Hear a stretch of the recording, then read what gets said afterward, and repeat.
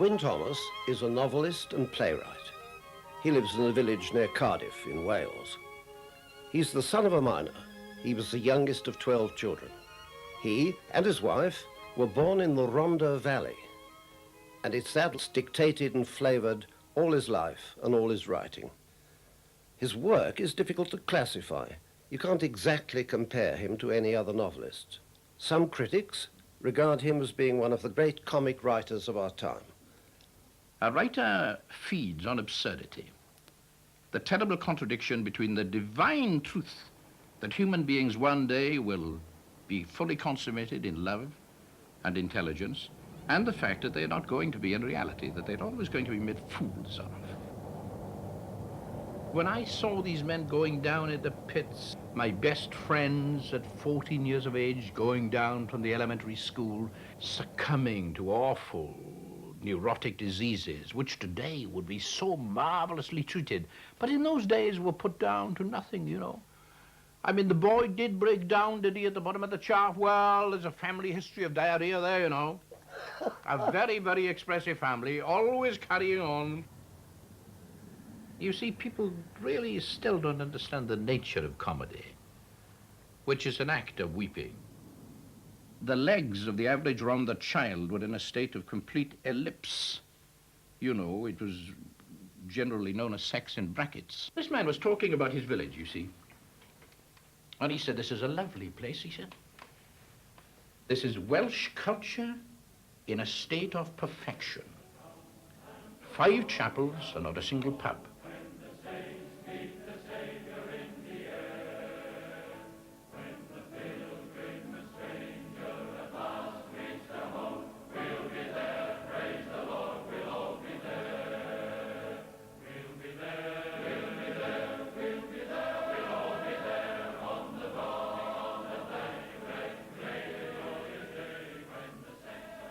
Of course, we suffered from subsidence. This, again, is one of the key factors, I believe, in my entire outlook on life, is the fact that I was brought up in a community that you couldn't depend on a floor to be in the same place in 5 minutes' time. And you had people who were living in bedrooms so subsided that they were virtually sleeping upright. You know, just like this, like a new kind of a Mexican wall burial. We've seen these people who just sort of hang around for 300 or 400 years looking as tidy as anything, as dead as mackerel. But, you know, beautifully preserved. And this one particular man, a neighbor of ours, whose house was on this awful tilt, he had been sleeping in this curious way for so many years that when he went into hospital, he was a neighbor of mine, he was in the next bed, and it was something to see the reaction of this man to being flat on his back for the first time. And he was convinced that he was being hung up by the feet. You know, the reaction was very, very violent indeed. He couldn't really believe this.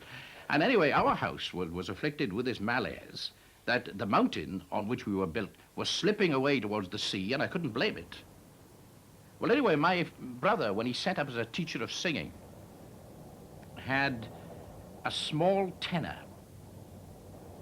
He was known as Evans the Doll, and he was a tempestuous singer. He couldn't stop banging his feet on the floor. And my brother suddenly half turned and, you know, he said, Evans, you want to lift it up a little bit? You are lacking the sonority today. And he heard Evans's voice saying, I'm singing as usual, you know, I'm singing with great passion, and I thought the decibels were right. And he looked around, and it was only Evans's head was in sight. He had gone through the floorboards. I had the very lucky chance of living in the same village as one of the most explosive of the industrial political leaders of the working people in the 1920s. His name was Arthur Cook. And he was a man who'd make up his mind at the drop of a thought to make a speech. And between the pit and his house lay our house, and in front of it a tiny garden about which my father was inordinately proud. My father was a man as cut off from the agricultural age as anybody I've ever met in my life. He was totally detached. I mean, even from the mining industry to which he nominally belonged. He was a man who loved coal. He loved it to such an extent he couldn't even bring himself to touch it. He had this kind of reverence for it, and he was a hopeless man, quite incompetent. He was an underground ostler, looking after horses underground, and he had no understanding of animals and certainly no love for them at all. He regarded them as very backward voters, and he had a belief that these horses would react to great speech.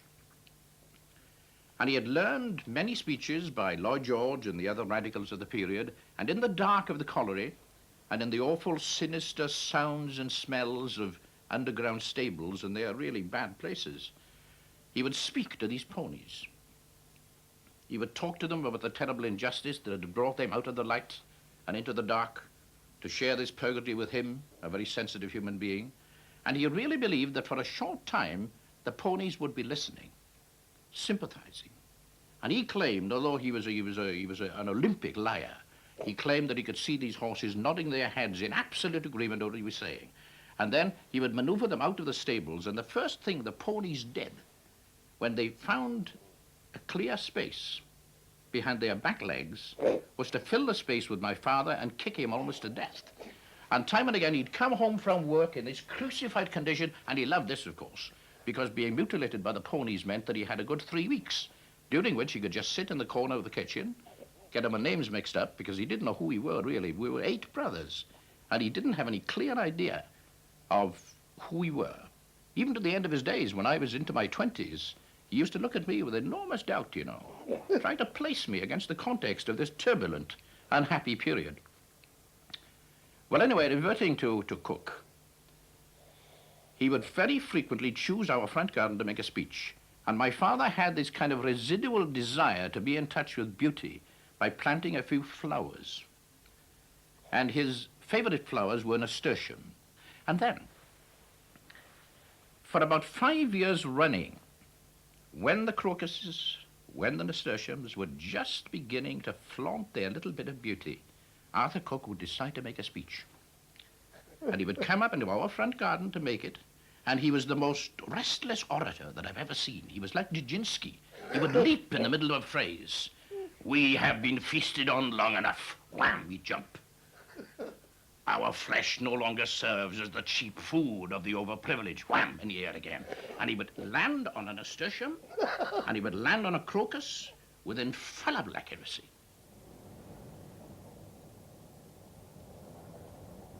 And my mother, a woman of great beauty, I would say.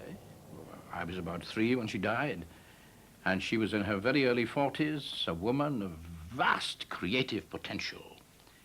And this is what has created one of the cornerstones of my philosophy, of course, that humanity has been far too prodigal in producing itself.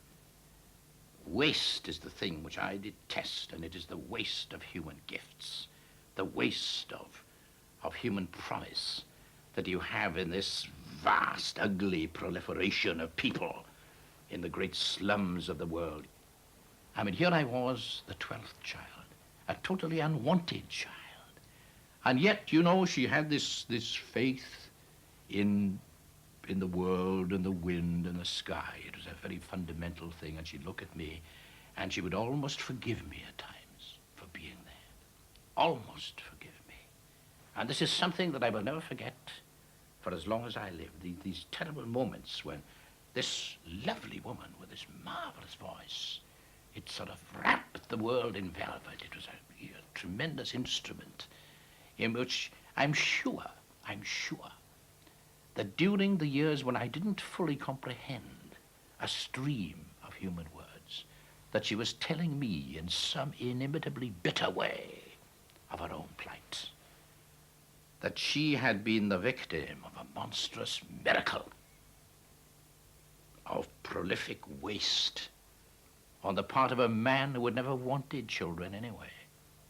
He really disliked us because we had interfered with his simple dream of self-indulgence.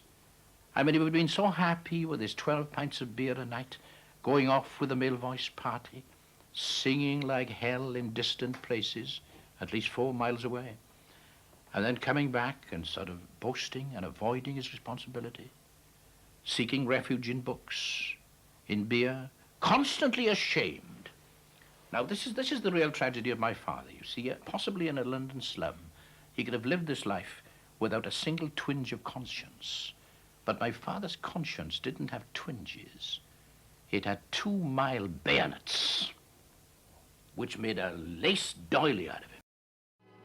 In my childhood, we could, in this kitchen of ours, a very tiny kitchen, and undoubtedly the smallest operatic stage ever. And we could actually go through an entire opera.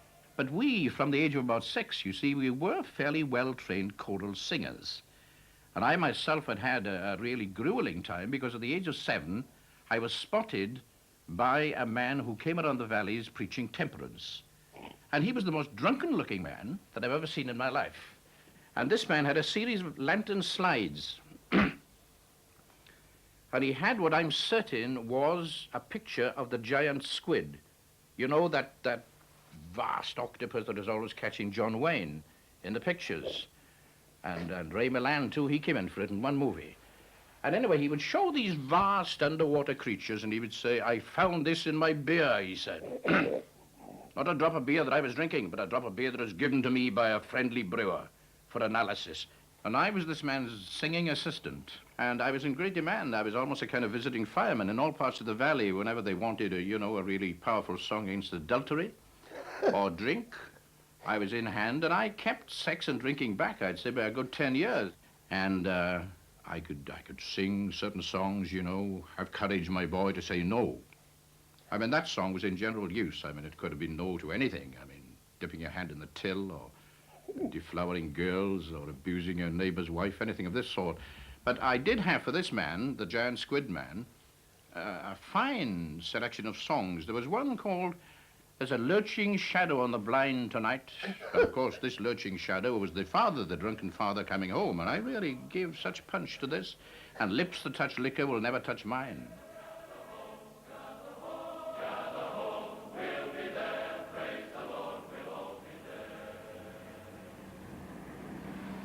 Not since the beginnings of Christianity has there ever been such an explosion of pious stone as in the valleys. Where I lived, I could see 5 chapels, any one of which would have been sufficient to accommodate the theological conscience of the community. But no, you see, a manager of a pit now, he became a pharaoh. And this is a fact, that the power of these men, I mean, the power of Capone in Chicago was vast. The power of Hitler in Germany was vast. But nothing compared to the power of the man who actually managed or owned a pit in a small village like that. But this manager would start his chapel, and then there'd be a falling out between the manager and the under-manager. And he would start his chapel. And then the deacons now of the second chapel would plot together and say, "I don't know, there's something wrong about this place, and there's still plenty of stone, See that quarry up there? I got chairs in that." Oh, yeah, so the best stone of all up there, and there'd be a third chapel, and so on and on and on, until eventually the place would have been engulfed in this kind of leukemia of righteousness. But there was one lovely ingredient. A very, very large number of Italians came in to start catering shops. How they came to the valleys is very interesting. The legend is that in Lombardy there was a very cunning operator, a tour operator, who had no scruples at all. And he persuaded a group of poor peasants that he could get them to Chicago. To Chicago. They all had this particular dream at the time. Chicago was more alluring than New York, which was getting rather crowded. And he said, "I can get you to Chicago, you see, for a much cheaper rate than anybody else." And he shepherded them now onto the boat, you see. And instead of taking them to Chicago, he took them to the Rhondda Valley, to a place called Treorchy. And on the way, they had doubts, and they said, "Well, wasn't the Atlantic a bit narrower than we thought it would be?" "Well, that's my boat, you see, very fast boat. It and the Atlantic is gone. And you were asleep when we got to New York, you see, and where you are now is Chicago." And they were naive, and they believed it, and they are still waiting for the sound of cattle from the stockyards.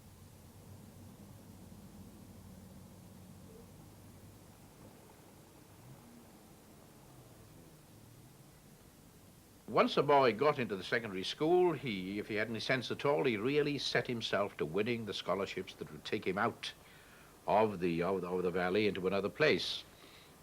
And I had this very curious experience of winning scholarships that took me to Oxford at the age of 18, and was as alienated from Oxford as I was from the valley. I mean, I'm fairly short, like most Celts. And that's deliberate, of course, because we have been so often in situations where people had weapons meant for our demolition, and we tended to become short, you see, to get on a level with the cabbages and sort of look out at life and, and feel safe. But the number of these people at Oxford, you know, members of the ruling families of Britain who had been putting the thumb on the rest of British mankind, and the number of people in the British Empire who really feel, you know, that they are the ones who've been unjustly done by the number of Indians who come up to me and Pakistanis and the rest, and Jamaicans, and said, you've been living on us for 300 years. They don't realize that we've had people in Britain, by God, who've been living on us too, who've been here from the start. And to see these people for the first time in my life, the beautiful blooms of the counties, of the great country houses, and they were all so tall. Yeah. This is what baffled me. I'd never seen really this many tall men in my life, you know. And I'd be staring at the navels and saying Achtung and so on, you know, because it gave life a whole periscopic effect. This number of tall people looking down at one. I'm kind of half yawning. And I tried to yawn back, but I wasn't good at it. And this is what humorists who are produced from poverty invariably have, because they never know whether to laugh, whether to cry. And they pass this on to the audience because when there's always poised or this awful doubt in a man like Chaplin, what exactly is he getting at? Because time and again, you know, you have a scene like the marvelous one in the shack in Alaska, where the other prospector takes Charlie for a chicken and is going to eat him. This is a constant dilemma in working class life. Somebody is always taking you for a chicken, and somebody is always wanting to eat you.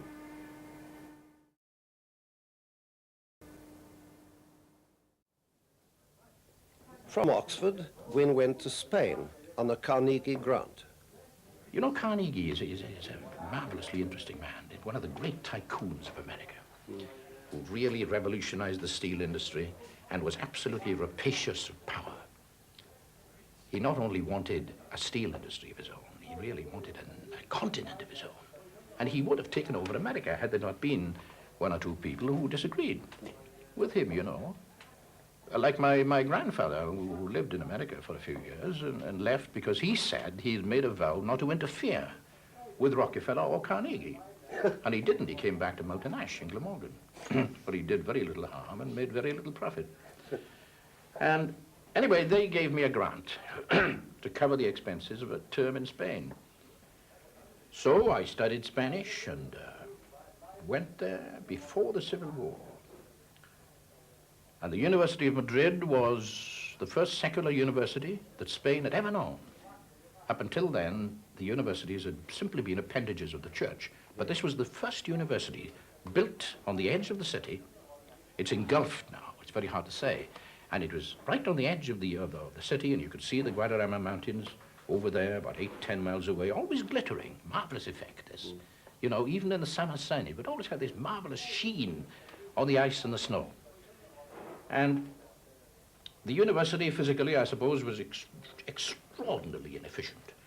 They were bursting. This was the Republic, you see, in its third year of life. Yeah. Alfonso had abdicated in 1931. And they really wanted everything to be spot on, brand new, better than anything that even America had.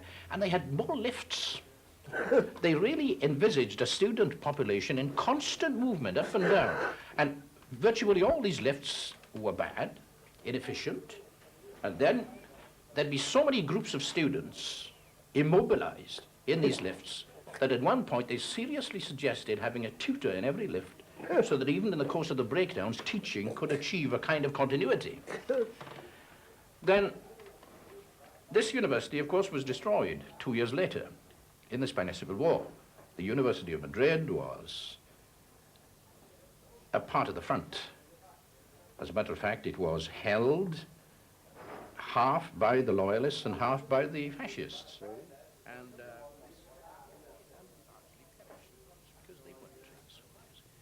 And this, you know, men whom I knew briefly before the Spanish Civil War, people like Ralph Fox, a fine literary critic and a lovely man. And of course, with as little gift for being a soldier as I had myself, none at all. And I was told this story by a person who was present at the time. Fox was in a frontline trench, and the old miner who was alongside him, also a member of the National Brigade, told him, now, look, Ralph, the first rule is not to show your head to anybody, because this place is infested with good snipers, marvelous snipers. That's all those bastards can do is shoot properly. So keep your head down. Don't be curious. I know you're curious, because you're a writer, but keep your head down. And the old miner told me, I turned my head away, he said,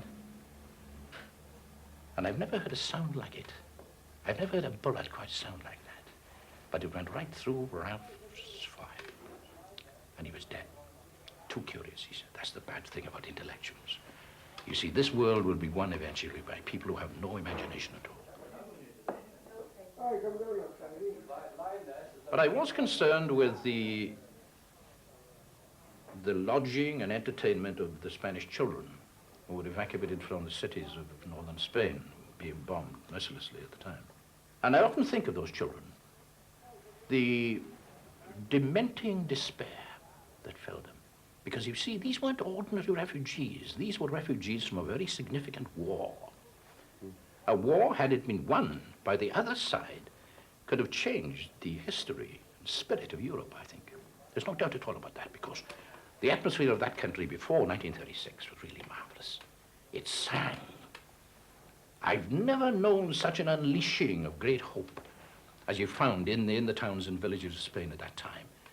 They realized that a pall of 5 centuries of dense idiocy was lifting from their heads, and that the future had absolutely limitless possibilities. For 20 years, Gwyn taught Spanish in a Welsh grammar school. He pretends to have hated it. You have 2 classes of people who come into the teaching profession totally unprepared, teachers and pupils. Apart from that, it's fine. Because the only people about them, of course, are these administrators who don't need to know anything very much at all. And inspectors who come along and presumptuously dictate to people who've done 30 and 40 years at the coal face. That is my expression for the classroom. It's the coal face, where you were digging at this black face of ignorance, you know. And, you know, it's an awful thing, and everybody's heart is broken. And at the end of every class that I took, I would shake the hand of every pupil in commiseration that we had been exposed to this cosmically insane experience of teaching and being taught. And the chalk thing, you see, is something that hardly anybody outside the profession ever possibly understands. Chalking things on the board. Do you know, half the time it is not to communicate any knowledge at all, but to allow the teacher to turn his back to these rapacious, cannibalistic young men and women in those desks, and imagine this as a punishment. You know, the Prisoners' Aid Association carries on about the terrible outrage of men put into box cages. They should be in school desks when they are becoming adolescents. And time and again, because these boys that I taught grew at an enormous rate, and at the interval, or when they wanted to go out to urinate, they'd stand up and the desk would be with them, and they'd walk out with this kind of great wooden garter around their body. It was a tremendous experience, because that would create a laugh, you see, and laughter passes the time on in teaching. You don't have to teach when they're convulsed. Europe became a great proliferation, a great mushroom civilization of monasteries, these great beautiful stone places where men could turn their back on life, women to a lesser extent, but men were mainly concerned of going in there, shaving their heads, obeying stern ritualistic days, intoning, praying, simply in order to ignore life. I don't think anybody will ever define the immense tragedy and pathos of this experience, when virtually the whole intelligence of Europe went behind walls into closed orders. I mean, the death of that massive generation of 1914-18, bad enough, but actually not as poignant as this turning away of the wisest people in Europe. And I'm sure that the monastic experience, when it petered out after about 1,000 years, never realized that a greater thing in the same line was going to be done, and it is television. This is the great act of man moving away from reality to moving picture. Because reality is so difficult, it's so expensive, it's so destructive, that mankind instinctively has been looking for some way of retreating into his parlour, into his front room, and having crisps and the odd cup of cocoa, whatever it is he drinks during the duller programs, and simply ignoring human life.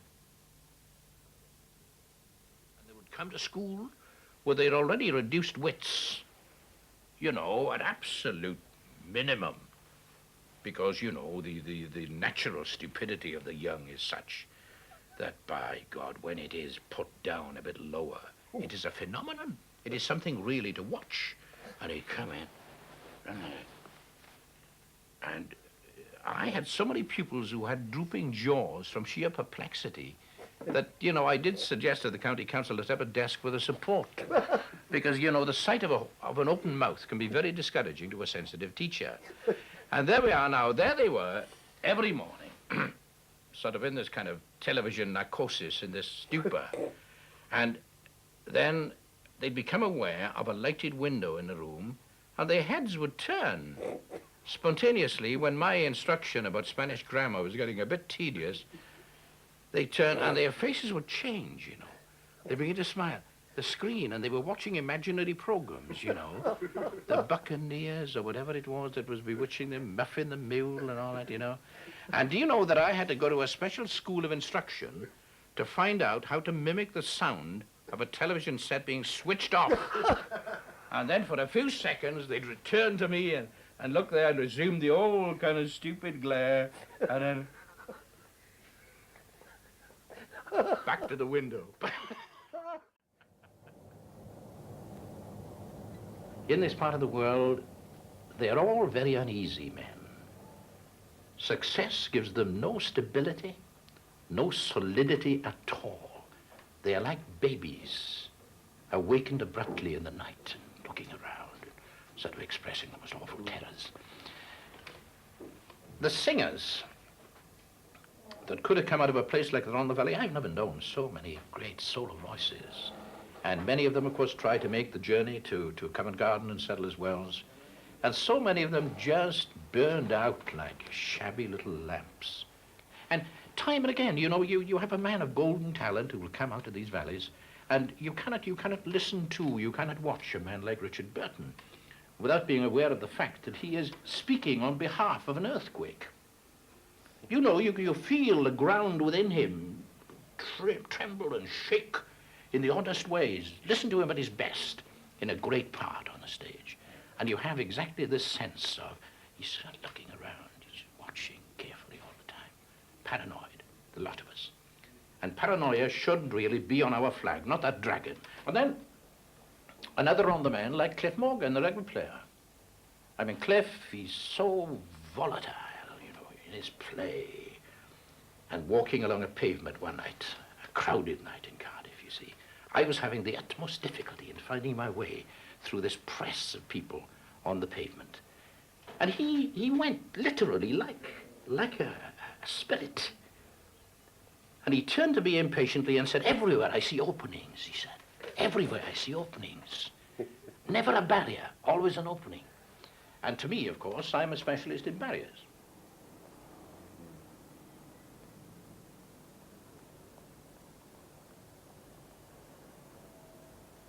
The hills were places where people walked. And of course, miners are people who become disabled very quickly indeed. And the number of them who, after the age of 40, have the inbuilt suffocation of dust.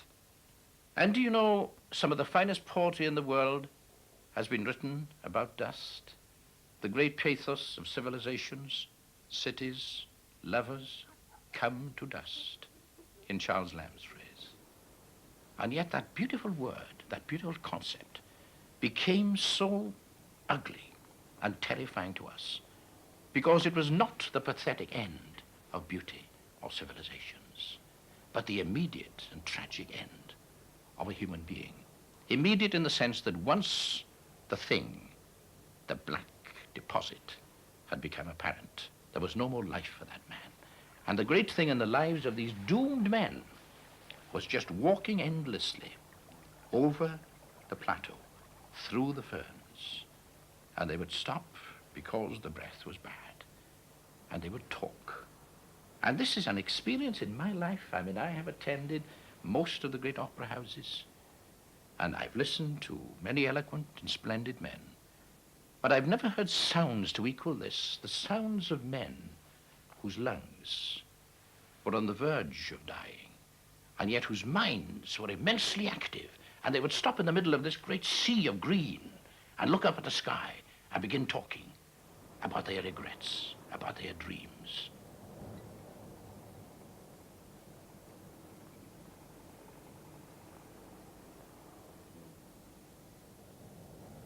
We are expected not to remember the slump because we knew the Second World War. But actually, you see, to victims, all wounds are equally interesting.